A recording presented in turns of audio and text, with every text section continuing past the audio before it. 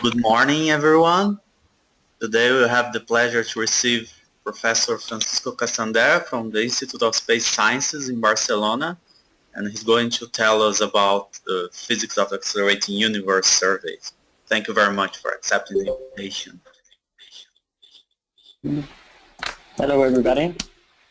So I'm going to tell you about the PAUCamera, the PAU survey, and I'm going to start just giving a short motivation of why we are doing this, or why we have built this camera and we want to do this survey. And then I'm going to spend quite a lot of time telling you about the camera and the first results that we have had. And in the end, I will tell you about what is the science that we expect to do with the survey. So, let me see. Okay, so questions in cosmology. So we live in an accelerated expansion of the universe. So we learned that like 15 years ago, and we are still wondering what is the cause of this acceleration, and we wonder whether it's something that we call dark energy or is modification of the general relativity, and if it's dark energy, whether it's lambda or something else. And basically we parameterize the behavior of this accelerating universe with a parameter of the equation of state W, and that's where we want to measure to try to have clues of what this dark energy is about. And you have the pie charts of the constituents of the universe, and most of the universe nowadays in the content in matter and radiation and energy is in form of this strange thing. Let's see. So how do we understand and probe cosmology? How do we probe the universe? So basically what we do is what we can do observationally is to measure the expansion rate of the universe and how a structure grows. So, and basically the main observational probes that we have are weak lensing, that basically measures the geometry and how a structure grows, and clustering, where we can talk about the baryon acoustic oscillations or redshift speed distortions and of the power spectrum. And here again we also measure distances and geometry in the universe, and also how a structure grows. We can also use supernovae. Basically we only here measure the geometry, and we can also measure clusters of galaxies, where we also measure growth and geometry.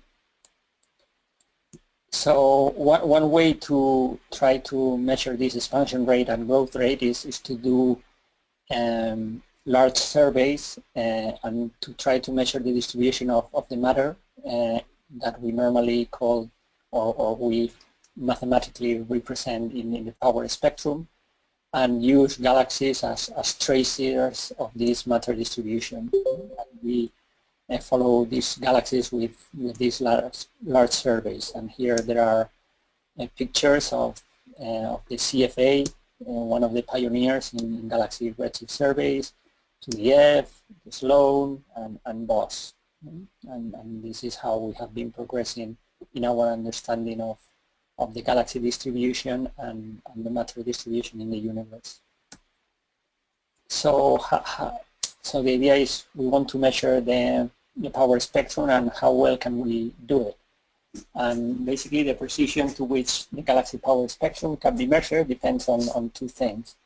One is how much volume you cover, that's your sample variance. So and basically, for example, for BAO, that you basically have to sample a scale of 100 megaparsecs.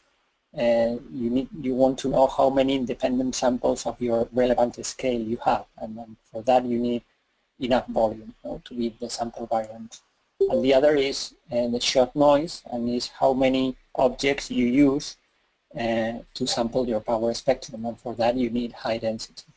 And as a first approximation, the error that you have, the relative error that you have measuring your power spectrum is in this FKP formula, where there are two terms, and one has to do with the volume and the other with the density. And basically, that's the requirements for a cosmological survey is that you want to do volumes, large volumes, and also you want to do many objects, density. The other ingredient is that you also need to know where the objects are. And for that, you know where they are in the sky when you observe them, but you also need to determine the distances. And the question that we ask is, well, how accurate do you need to know those distances to place the galaxies in 3D to be able to measure the power spectrum and derive cosmological constraint? And here is where PAU has a different strategy, because one may think that you need spectroscopy, but the idea of PAU is to use photometric redshift photometry to obtain these redshifts. And because for many cosmological applications, you only need a rough spectroscopic precision, and being able to resolve scales of 10 megaparsecs is good enough, and you don't need more resolution. However, if you do just imaging with broadbands, you don't reach this precision in photometric redshifts, and then you need more spectral resolution if you want to do it with imaging, and that leads you to do imaging with narrow bands. And well, PAU is not the first survey that has used narrow bands, and here I mentioned a few like Combo 17 or Alhambra or Cosmos or Subaru. All these surveys have used some combination of narrow bands to try to improve on the precision that you get with photometric redshifts. And one of the things that we have used for trying to optimize PAU is to use the suite of simulations that we developed here in Barcelona, the My Simulations, but I'm not going to say anything else from there. So here is a visual impression of how important is redshift resolution, and at the bottom of the figure, this is what you would see in real space with perfect resolution if you know where all the galaxies are, and that's the distribution of matter in the universe and in a simulation. So, and your scale is in megaparsecs, and basically there's at the bottom left corner there's a blue semicircle that basically that's the scale of the VAO. And if we go to the second plot starting from the bottom, this is not how you observe the universe, because you measure redshifts, and if you have an spectrograph with very good resolution and you can measure and determine the redshift very well, then the distribution of your galaxies have peculiar velocities, and that distorts a little bit the distribution that you see, and that's what is reflected in this plot, where you can see that there's this quotient effect where you see more sharply the structures. If you cannot measure the redshift well enough, then you start to smear the radial distances, and for resolution or for precision of around 3%, that is more or less what we will have for PAU, you can see that you start losing a lot of information radially, but still you conserve the structure somehow. However, if you go to the top figure, the resolution is degraded, and then you cannot see much in the radial direction, and that's the case for a broadband survey. So this is a plot that we didn't do ourselves, but it basically tells the idea. And this is what is the accuracy you get in measuring VAOs as a function of the precision in your redshift. And in the left part of the plot is what you get with spectroscopy, and in the right part of the plot is what you get with broadband photometry. And these green lines is what we expect to have with narrowband filters is, as you can see, is a compromise that you get relative or good accuracy, and you don't start degrading your signal much. A little bit on the expansion rate, radially, but not much, and in the angular diameter distance, you are pretty good. And in terms of figure of merit, it's exactly at this scale where the figure of merit starts to degrade if you increase or start to lose the precision in your photometric redshifts. And here is what we did also with our simulations in mice, how you determine, this is configuration space, the scale of the VAO signature as a function of how much do you degrade your radial distances when you use photometric redshifts.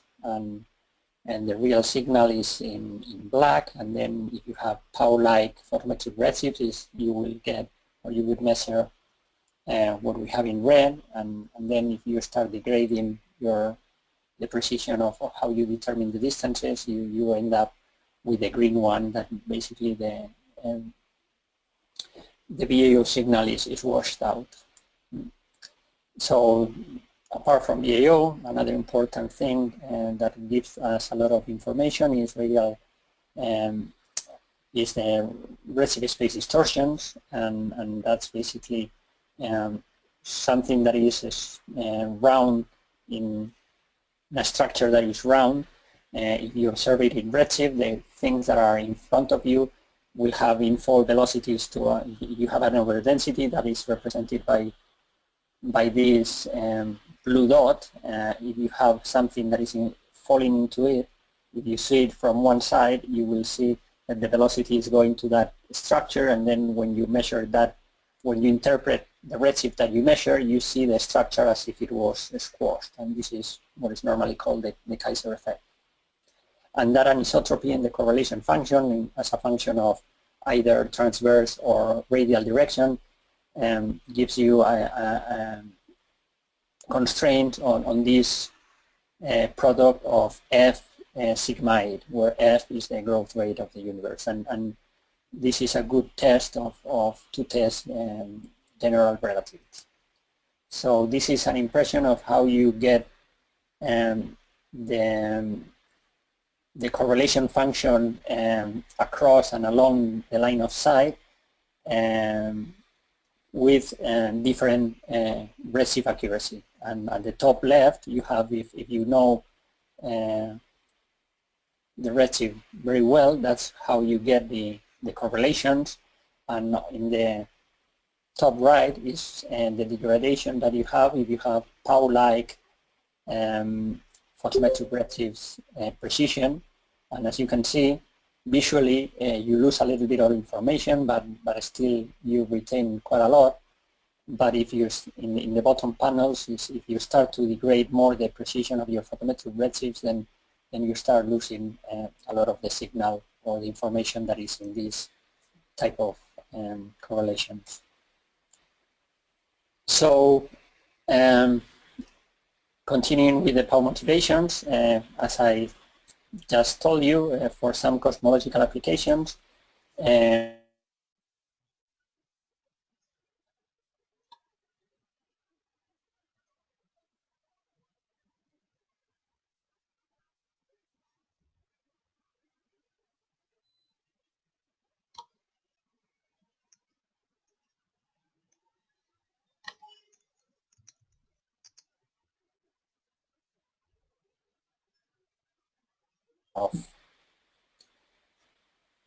Hello? Oh, sorry? We lost connection. I don't think so. Oh, okay, because your webcam stalled. No, it's okay. I can see him. Okay, so it's me, sorry. I didn't notice anything. No, it's fine. Go ahead, Francis. So, and here, let's see. Here's an example of a paper by Jacobo Azoray and Enrique Gastañaga of how if you have two different populations with different precisions in photometric redshifts and different biases, how when you do cross correlations, you gain in what you get in the constraints, and the error that you measure in this case is in the exponent of the growth rate factor, and that is an interpretation. This is you get this reduction when you do include cross correlations because you are using two different populations with different biases, and that helps you beat cosmic variance. So now I'm going to go to the description of the survey and the camera, especially the camera, and what we have done in commissioning and in the first nights that we have.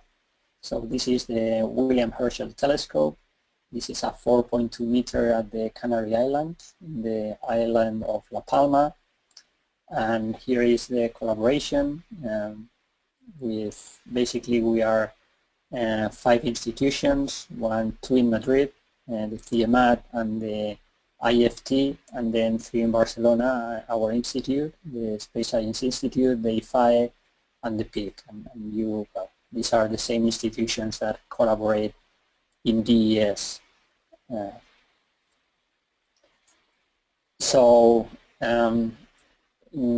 Here is a picture of the camera before being sent to La Palma. And here what we say, this is a complete experiment in the sense that we have basically done everything in the experiment. So we define our science goals, we designed the camera, we did all the mechanics, we did all the electronics, we did all the CCDs characterization, we did all the filter specifications and characterization, we have deal with all the computing, all the control system and control software, and we also have developed all the data transfer and storage, all the data reduction software and strategy, and all the calibrations analysis software. So basically we have done everything for the survey. So here is the camera mounted in the prime focus of the William Herschel telescope. That is a 4.2 meter telescope. The prime focus, it has a focal length of 11 meters and a focal ratio of 2.8, so the beam is relatively fast. The current corrector that you can see in the picture delivers a 1 degree diameter field of view, although as you will see later, there are only 14 arc minutes that is not Vignetting. And the scale is 17 arc seconds per millimeter, and we have detectors of 15 microns, and that translates into 0.26 arc seconds per pixel, and that's basically more or less the same scale as PAUCam in the Blanco telescope.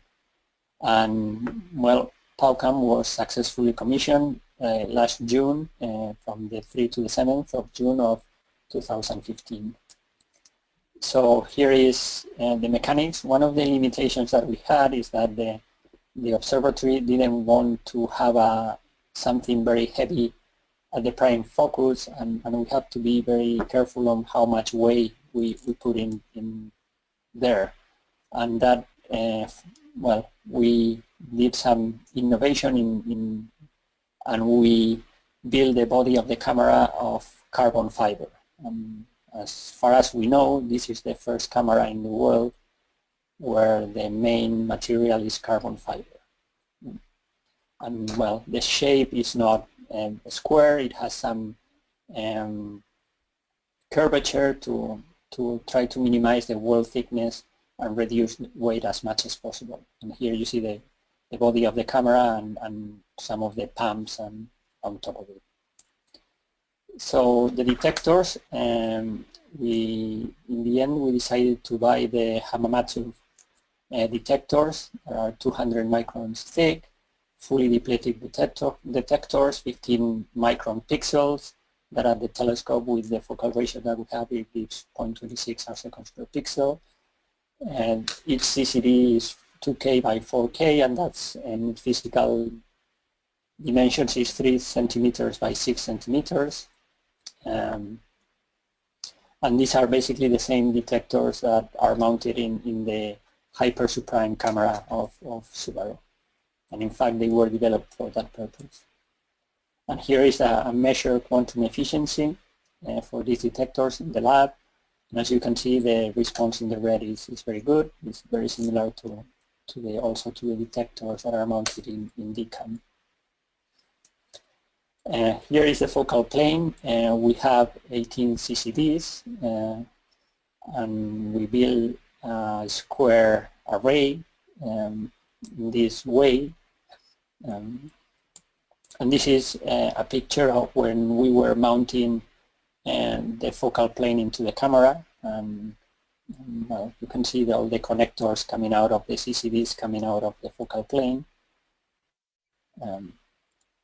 And this is, if you see it from the other side, from the window, the entrance window of the camera, this is how it looks like.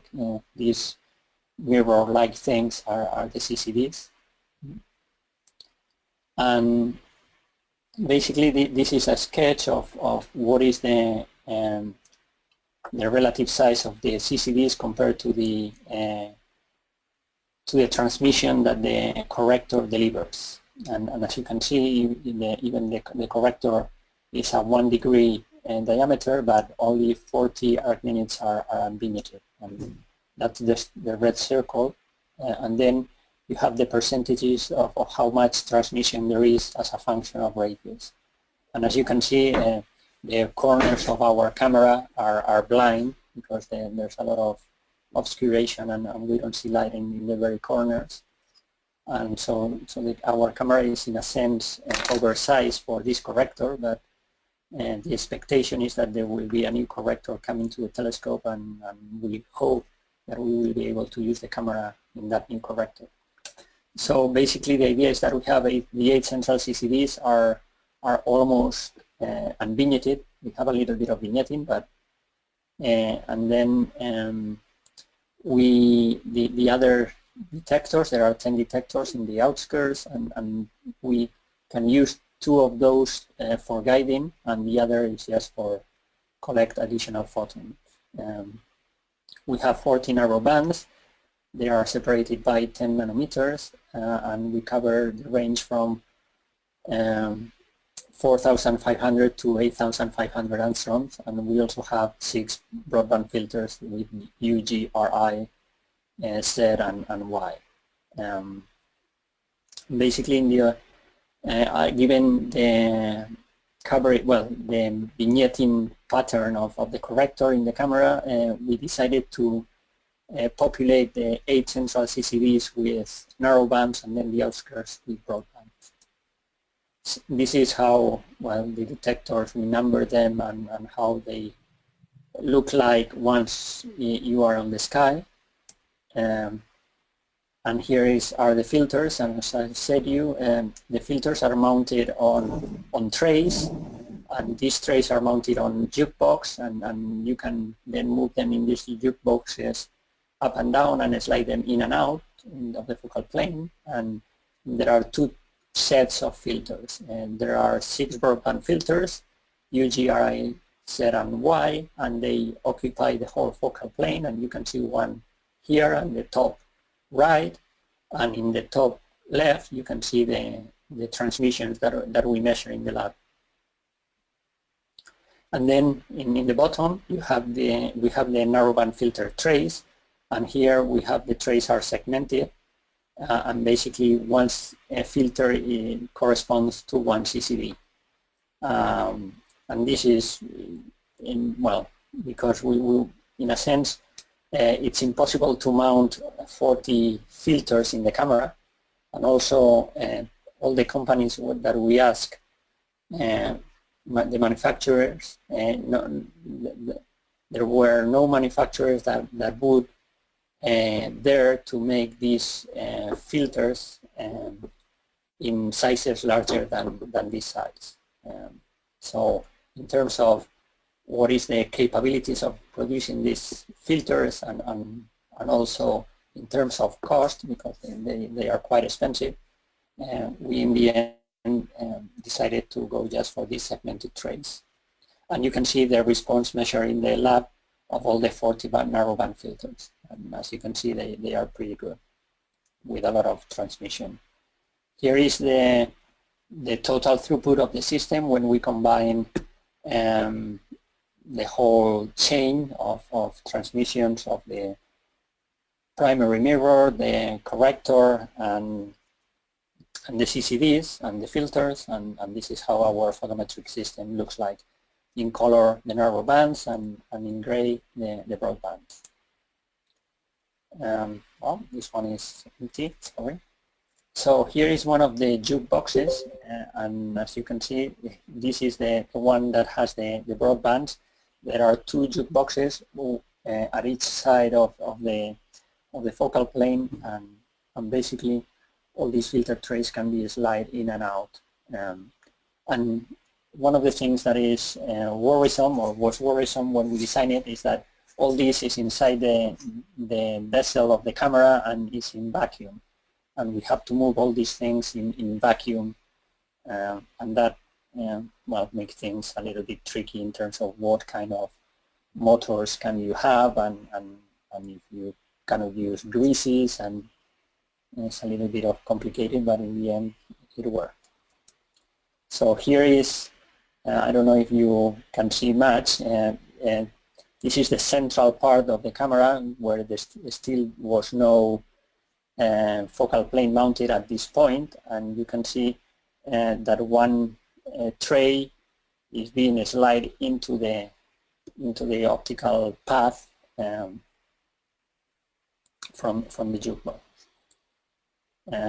Here is another picture where you can see also another tray, and here the focal plane is already mounted, and you can see these gold things, and these are basically the boards, the preamplification boards that we have, because we have all the electronics outside the camera, and we have to transfer the signal from the CCDs outside, and we designed these boards to preamplify the signal before bringing it out.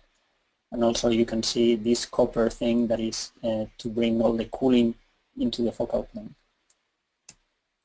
Let's see. So the technical specifications, a summary, is basically the field of view is 1 degree square, although there's vignetting, and it's only 40 arc minutes diameter, what is unvignetted. The pixel scale, 0.265. We have 18 Hamamatsu fully depleted detectors. The detector in the end is around 0.7. So, we have a dark current that is small, 1 electron per pixel per hour, and the full wealth of the detectors is about 200,000 electrons. The bias signal is around 30K ADUs. We have an ABC converter of 18 bits, so we can sample the whole full wealth. The readout noise in the camera measured is 9 electrons, and the readout time will read the detectors in around 20 seconds. We have 14 narrowband filters that are separated sorry, by 10 nanometers, and they are 13 nanometers wide. They are a little bit wider than the separation, so they have a little bit of overlap. And when we did our simulations, that was a good compromise for the performance in terms of photometric redshifts. So as we said, we commissioned the camera on June 3 to 7. Here is the camera again at the top of the primary focal station with all the cabling you can see, and all the electronics, and here is the first image we took on June the 3rd, without doing anything. We turn it on, and this is what we got, and as you can see, it's out of focus. But we were happy that we were out of focus, but not too much. In fact, I think we were only 3 millimeters, or no, less than 3 millimeters out of focus. And we thought it was quite a good thing that we had measured things that well.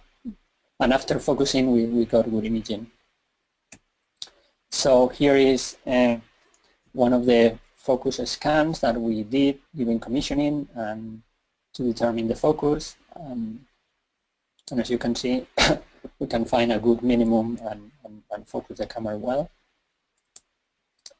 So one of the things that we were worried in commission, or we were measuring, is to try to measure the flatness of the focal plane, and that it was coincident with the focal plane of the detector given by the telescope. So we were measuring the alignments, and basically there's no much tip or tilt in the camera with respect to the focal plane of the telescope. And well, we did a lot of metrology beforehand, before mounting the camera, and in the end it paid off that all the metrology and efforts that we did to determine where things need to be, in the end when we mounted things, they were where we were expecting them to be. So that was a big success. This is just an overview of, well, we tried to measure if we were centered properly in the camera, and basically we just moved the rotator, or I don't remember, and that's what we got, these circles or parts of the circles, to see that we were on the axis. And this is the measurement of the plate scale of the system. As you can see, the corrector is not only given vignetting, but it's also given distortions, and every part in the focal plane has its own pixel scale. In the mean is around the 0.265, but in more detail, every single area portion of the focal plane has its own scale, and you need to take that into account when you if you want to do precision photometry. This is the full width at maximum that we were measuring, for example, in one of the images, to check that that we can focus the whole camera. And well, the corrector optically is not perfect, but this is as good as we can get, and we could get images of image quality of 0.7 arcseconds. So this is what we did for commissioning. We took focusing sequences, and you can see how we move from out of focus to in focus and then out of focus again. And this is, for example, in the 8 central CCDs, we measure all the stars, all the sequences of the stars, and then we can, and that's on the top plot. And then in the middle, we do it CCD by CCD, and in the end we combine everything to determine what is the best focus.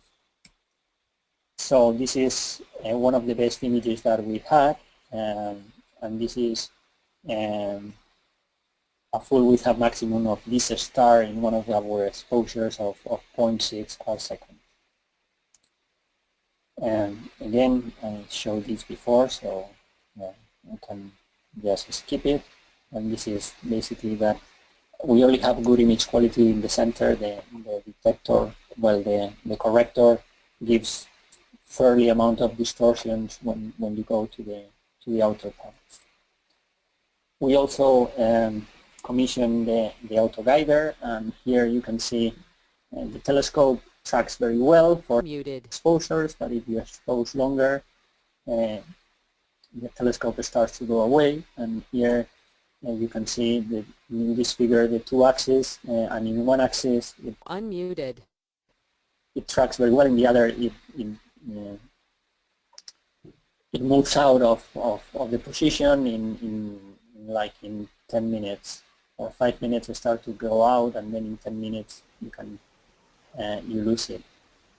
And in blue is when we guide in closed loop, and if we just have the auto guider running but in open loop without sending any corrections to the telescope, that's what we get in green.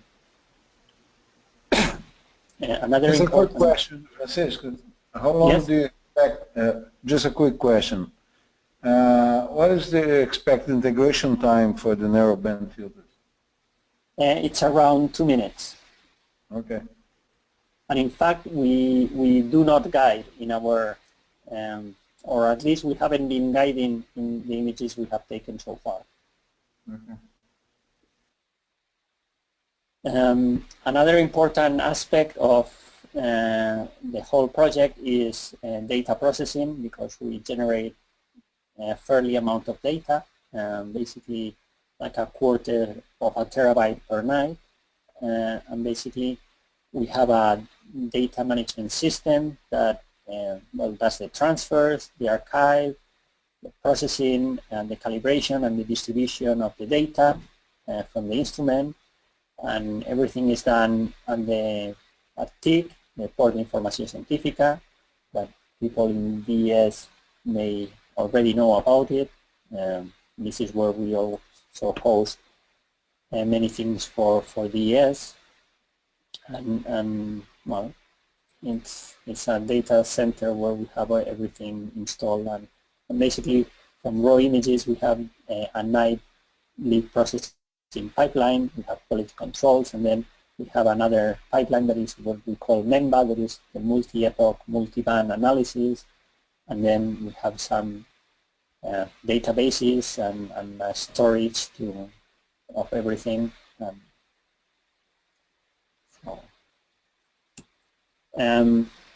Here is an example of the pipeline, and on the left is our raw image, and the right are the trended image. And also one of the things that we do is, as we don't have good calibrators, and it's very expensive to calibrate the images, because you have to do it in 40 narrowband filters with respect to photometric standards. In the end, what we do is to do the calibration compared to the Sloan, and basically we calibrate to the Sloan.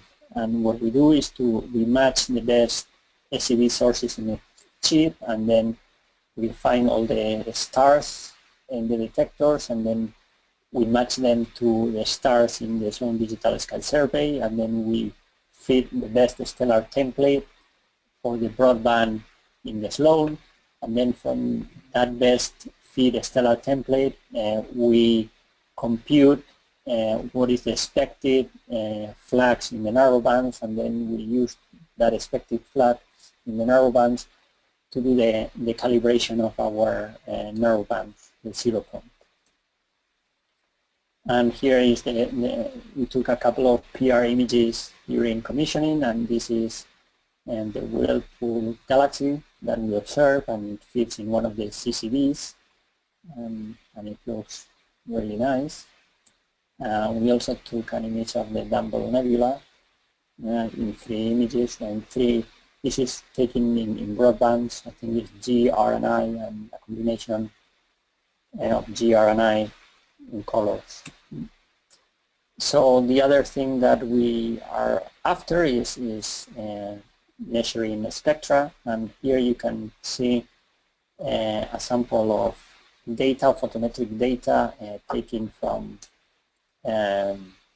PAU, and well, I will skip to this one, so it's not distracting the animated images. And basically what you have is that here in the dots with error bars are the measurements from the narrowband filters, and the solid line is the spectrum of the Sloan for this same object, and in blue is the broadband photometry from the Sloan. And as you can see, well, our narrowbands follow quite well the observed spectrum for this star, and this is a very nice validation of that everything is working. One of the things that you can see here is that this was with commissioning, and in commissioning we didn't have time to do the 40 narrowband filters for all the sources. So, and here we only have like a portion of the filters, and especially you can see that there's one in and one off, and that's meaning that it's at the edge of what we did, and we only have either even or odd filters being sampled in this particular image. This is for a late type star, here is a quasar, and in this one you can see many of the spectra that are just cycling in this animation. And well, we were quite happy to see that things are starting to work. We have to say that this is still preliminary, and we know things that we are not doing correctly so far, and we need to improve them. So we expect that this is just a first indication of how things will be, but things need to improve because we are not doing the photometry as well as we should. So, and here is a first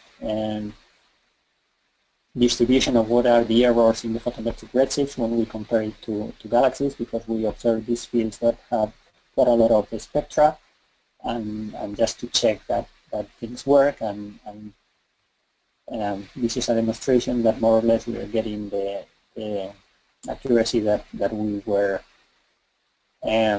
predicting, although here we have quite a lot of long tails, but there aren't many objects here yet, so this is still very preliminary. So this is the summary of the commissioning. We took a little bit of science validation of just half a square degree with 1,200 images, and basically everything worked.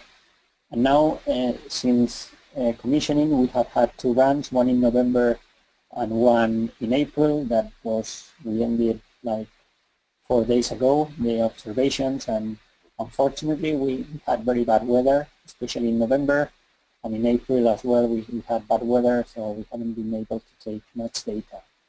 And basically the fields that we have covered are the CFHT legacy survey field, where there's good imaging data, and also we have observed Cosmos, where there's a lot of spectra, so we can calibrate and validate our data. Right now we have taken around 7,500 images, and well, if you want to know more details, you can go to the web page of the survey. So, and the strategy that we are following for the survey is to just use the 8 central CCDs to design the survey footprint, and then use the other CCDs just to increase signal to noise. And then each central CCDs covers, we need to cover the whole area, and here it says twice, but in fact now we are doing it 3 times.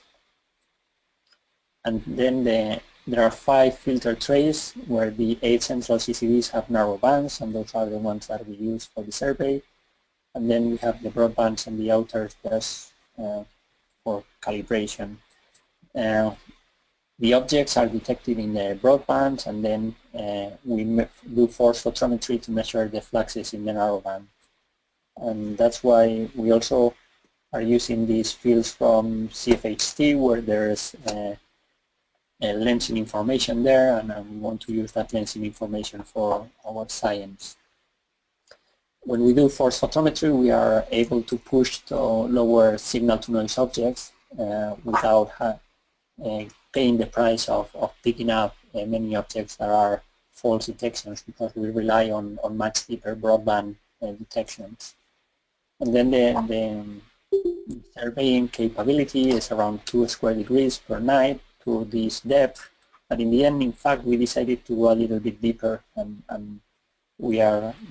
our sampling rate is smaller, but we go a little bit deeper than 22.5.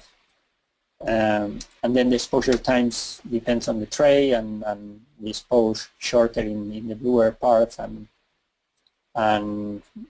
longer in the redder. And I think that these numbers are not correct. I should have correct them, but it's of this order. In fact, a little bit more in the blue and a little bit less in the red. And well, in fact, now that we're going deeper, we expose longer than this in all of them. So this is, well, what the expected magnitudes in the broadbands and in the narrowbands. And here is the expected performance that we did in terms of how many, what is the redshift error distributions, and how many objects there are, what is the completeness, the bias, and the width of the outliers in the photometric redshift distributions as a function of magnitude, and also templates and photometric redshift. and well, these are the simulations that we did to try to optimize the survey. And this is actually in a paper by Marty et al. 2014. I forgot to write down the reference. But the idea here is that we understand more or less what we are expecting, and what we are, the first data that we have is more or less confirming what we were predicting. So basically the idea is that we want to do a bright sample where we have all the narrow bands and we have very good photometric redshift determination, and then we have a faint sample where we do just the broad bands and then the photometric redshifts are worse. And here you have an example of both. Well, this is the faint sample where we go to 24 and it's worse photometric redshifts. And so here is again going back to what is the scientific design, and the idea is to provide sufficiently adequate photometric redshift for cosmological surveys and to cover the largest area available by the current WHT corrector. And the current science case is based on cosmology with cross correlations, exploring intrinsic alignments in lensing, and also in obtaining low resolution SCDs. So basically cross correlations, intrinsic alignments, and then getting SCDs for the objects that we observe. So we also in the camera have these broadband filters for the use of the general community, and also we have the possibility of having external trays if people want to have a tray of their own with a special filter. We can mount it in the camera. So one of the science cases is this cross-correlation case that has been published in Castander et al. In 2012, where we have the paper explores possibilities using a bright sample, a faint sample, and then the combination of faint and broad in different areas, and faint and broad in the same area, where we find there's substantial improvement when you do cross correlations of the when you have the bright sample. Basically, you are measuring the lenses. When you do lensing, you can measure the redshift of the lenses very well, and in the faint, you just have the sources, and you don't have that well determine the redshift. That combination is, when you do the cross correlation, is good in terms of what are the performances that you have in cosmology. And here is from that paper the predictions that we expect to have in determining the equation of a state of dark energy parameters W0 and WA, and also the gamma exponent of the growth of structure. You can, well, I guess probably it's a little bit late now, so you can see more details in the paper. The other case that we are interested to study is the case of intrinsic alignments, and this is a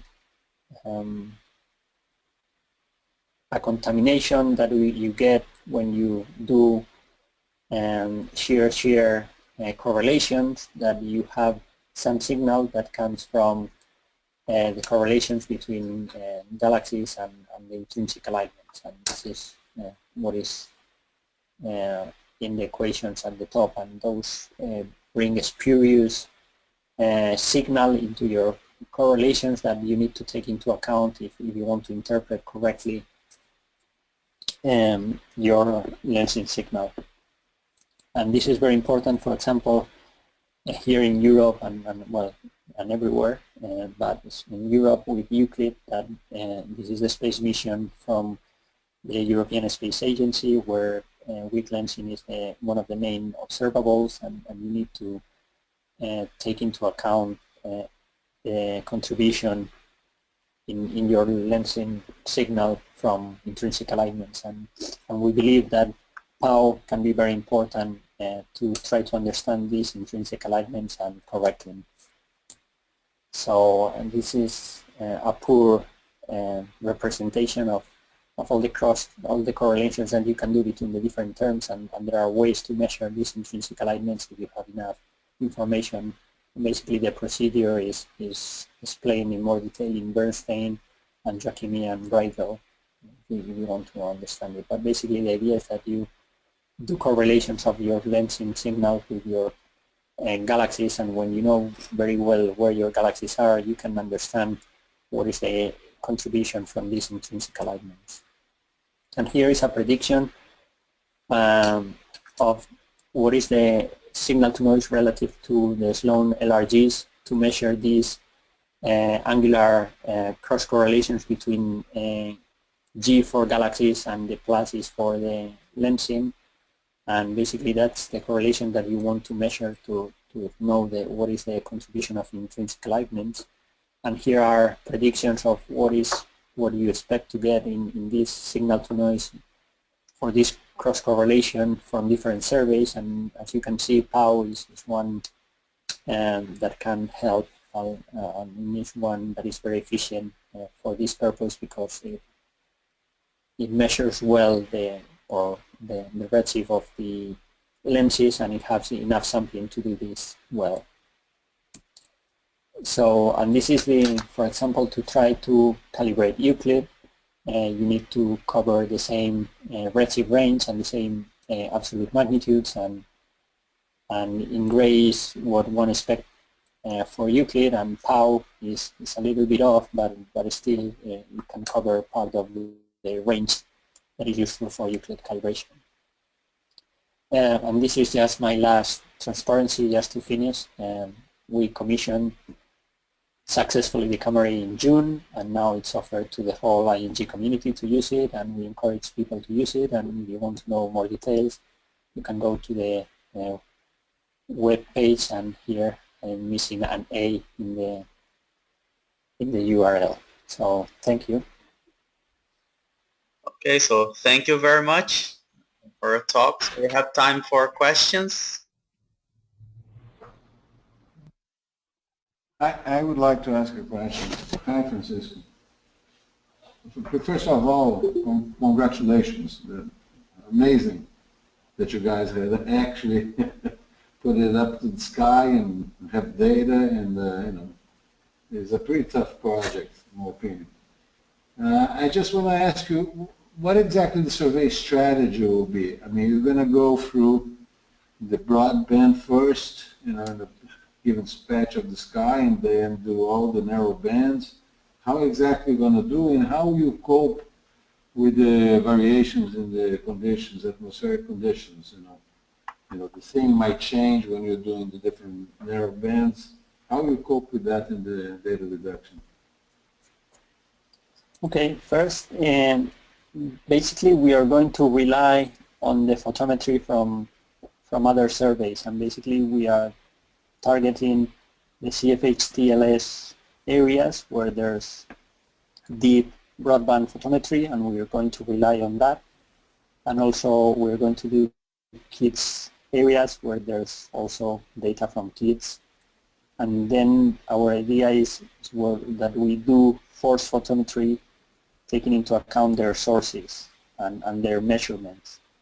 And with that, if you can model properly the PSF in each image, you can just cope with the variations in seeing and in quality with this type of force photometry. So it will be something like equivalent to what, for example, is done in Tractor or DESI. That is, once you have your object and you know what it is, you have your model well determined, then it's easier to get the RTO photometry if you don't need to first detect the object, because you know it's there and you just count the photons inside. Once you know how your object looks like, and you know, and you have a good modeling of your PSF. I see. And what about the strategy? I mean, you're going to do it, you're going to, in a given patch, you're going to do all the narrow band filters at once? Or? Well, we Currently, we are just going through, well, in these two runs, whenever we had good weather, that was not very much of the two runs, we have been just trying to get as much area with all the filters as possible, because we wanted to validate with the spectra, and we were doing Cosmos and the growth strip where there's deep 2 spectra and also C Cosmos spectra, and we wanted to do 40 narrow bands. So basically we were doing one tray, and we were doing a little bit with one tray, and then we were moving to another tray and doing the same area, and then doing another tray with the same area. And then we basically define pointings, and for each pointing we have several leaders, and in the general survey we have 3 leaders, but in Cosmos we wanted to go deeper, and we're doing 5 leaders. So we do one pointing, we do the leaders, and then we move to the next pointing, we do the leaders, we move to the next pointing. And right now we have been doing like runs of 1 hour that way, that we do like 30 pointings with the leaders, and then we move to another tray and basically do the same and try to start building up area that way. How much time do you have for the project? Well, we have to ask for time each observing period, so we have no guaranteed time. We don't have guaranteed time. Okay. Well, congratulations anyway. You guys did it. Okay, so more questions? So what is the total area of the survey? Well, our idea is to try to do, with the expectations that we have for how much time we may get, try to do 100 square degrees. All right. And how many years?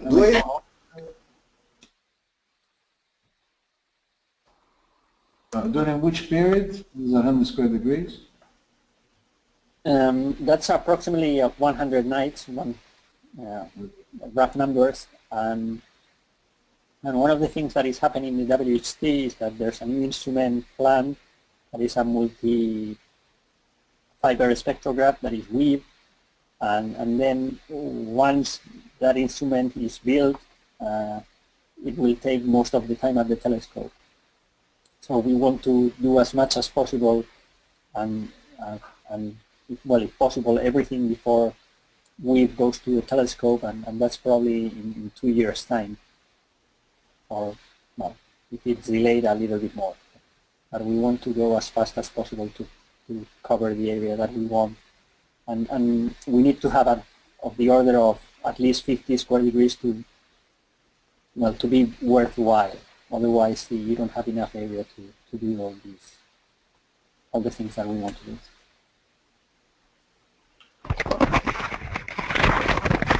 Francisco, did I understand correctly that the apparent magnitude limit is 22.5 for the narrow band filters? Yes. Yeah, okay. I have a question. When you talked about, I'm sorry, go ahead. I have a question about, you showed the constraints coming from narrowband filters and how they are superior from broadband filters.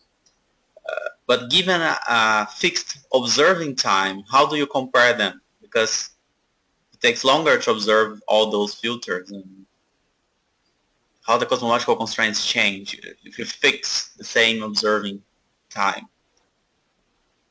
Well, the thing is that when you have broadband filters, you cannot measure radial distances well enough.